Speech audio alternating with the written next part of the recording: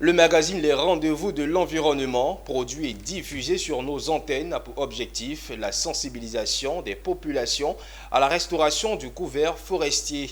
Il a été officiellement lancé à Gécos Formation sur initiative du présentateur de cette émission et le directeur des écoles.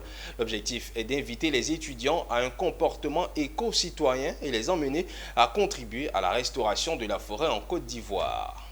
Une minute de silence pour professeur Laurent Aké-Assi, ex-professeur de botanique à l'université d'Abidjan, et Goblé Légou, gardien de la forêt sacrée de Zikisso, de grands protecteurs de la forêt ivoirienne qui ne sont plus de ce monde. Je l'ai récolté dans la région de Souvray. Je l'ai envoyé en Belgique à un spécialiste de cette famille-là. Et il m'a écrit pour me dire que l'espèce est nouvelle et qu'il veut me la dédier si je suis d'accord. J'ai dit, moi je n'ai pas d'inconvénient.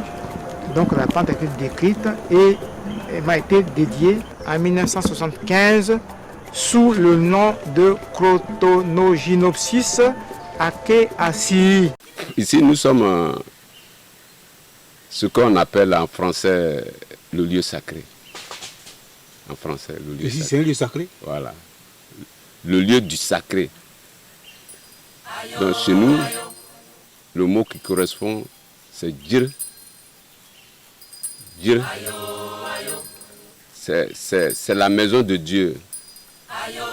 C'est la maison du sacré. Pour Djekoudé Silva, présentateur du magazine Les Rendez-vous de l'Environnement, le directeur général de Business 24 Africa veut inciter les populations ivoiriennes à préserver l'environnement à travers ses hommages. D'où l'existence du magazine Les Rendez-vous de l'Environnement dans les programmes de Business 24. Cette cérémonie était aussi l'occasion pour Gécos Formation, qui se veut une université citoyenne, de manifester son intérêt.